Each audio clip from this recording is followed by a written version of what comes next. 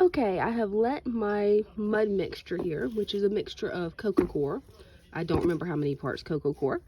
And basically organic potting soil. You have to make sure it's organic. And I've let this sit overnight and it's nice mud. I'm going to squeeze out the excess water. If you have any cuts on your hands, I recommend you do this with gloves on because it does have cow fertilizer in it, which means cow poop. I'm just going to put it in English. So that can cause problems if you have a cut on your hands. Otherwise, you really don't have to worry about it. So let's get to the next step.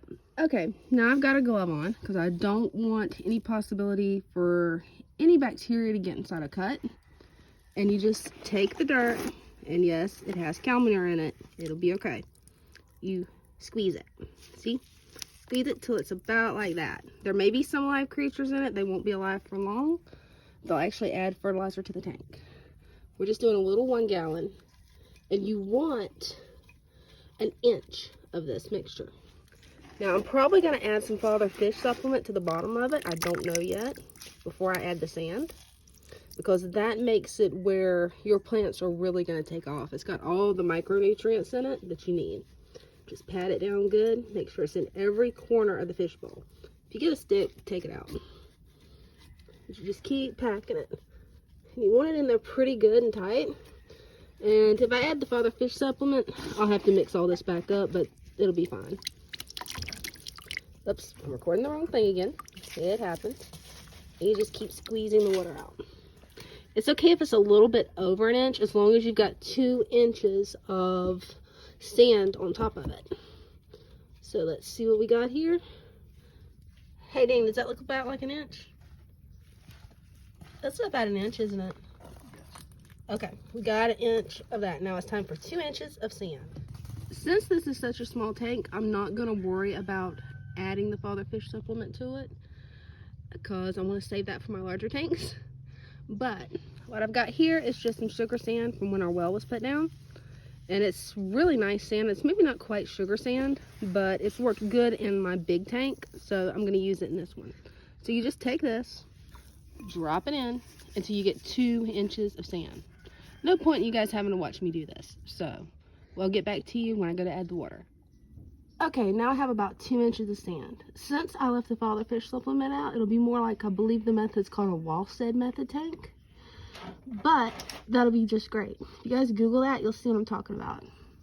This will make a great little fish bowl for, well, pretty much what I'm going to use it for is growing plants and probably raising baby guppies. That way I can pull them out of the main tank and none of them get eaten. I may change my mind and turn it into a shrimp tank. I don't know yet. But next I'll show you how to add the water safely without stirring up all that sand. Okay, just realized that I had the orientation of the camera on my phone wrong for the format of a full video. Still gonna post it as a full video. It's okay, it happens. But what you wanna do is you take you 2 paper towels, stuff it in there. Get you a little watering can for houseplants. These things, when you find them on sale, are like $3 at Walmart.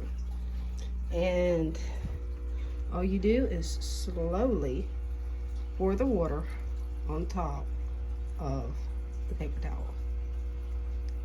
And it can take a little bit, but you won't have the sand mixed up as much.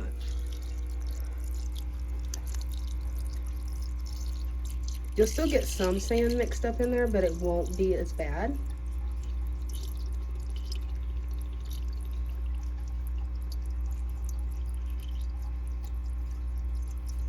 And you don't have to worry, the paper towel is not going to add anything that's going to hurt your tank. It's not going to hurt anything at all. Well, I'll get back to you after I finish filling this, because pretty much it's just going to be a few trips of running back and forth to the bathroom, refilling the water jug, and adding more water. And since I have well water, I don't have to worry about dechlorination or any of that stuff. So once it gets filled up, we'll go to the next step. I'm at about half full, and you can see how clear the water is. Now I'm just going to let it rest for a few minutes and decide if I want to go ahead and plant any plants, because I don't want to fill it all the way up and then plant my plants, because if I put a lot of plants, well, we're going to have some problems with water going everywhere. So I'm going to stop right here and decide what plants I want to add. Sorry that I didn't show the plants being planted. But I'll be honest with you, that was a very clumsy mess. So it's a good thing you missed out on that. But if you don't want it to get too cloudy, even without that, just go slow. That's it. You get a little bit of cloudiness, but let's face it, it's going to sit here for at least a day before adding anything to it. So it really doesn't matter. I've got a couple more plants I'll need to plant back, but that's okay. What I've got in here is guppy grass and a plant that, in all honesty, I will have to look back at my YouTube videos to know what is. It turns pink under a lot of sunlight, so we'll have to see what it does. But I figured guppy grass would be good just in case I wanted to use this as a place to raise baby guppies. Not sure if I'm going to add a sponge filter or if I'm going to try the full-on method of basically just letting it do its own thing. Not sure yet. Now you watch how I pour the water faster, you get a little bit more cloudiness. If you've got the patience and go slow, you really don't have to worry about it. But I think this tank overall turned out really cute. I'm going to go ahead and plant that one stray piece. If I can actually get my tools in my hands. The problem with recording and doing something at the same time, I don't know how a lot of YouTubers do it. Some of them do. I like to use chopsticks. It's probably a little weird, but it works for me. Let's see if I can get this guy. I told you guys this was a clumsy thing. Right there. Is there anything else that's floating? Nope. Nothing else is floating. Alright. Now to finish filling it up with water. I'm not going to fill it all the way to the top because, again, I don't know if I'm going to end up putting a sponge filter in this. I'm going to get on the Father Fish Soul and ask for advice to see, hey, has anybody done just a 1 gallon, no filter, and see how it goes? This may be a spot just to raise shrimp or snails.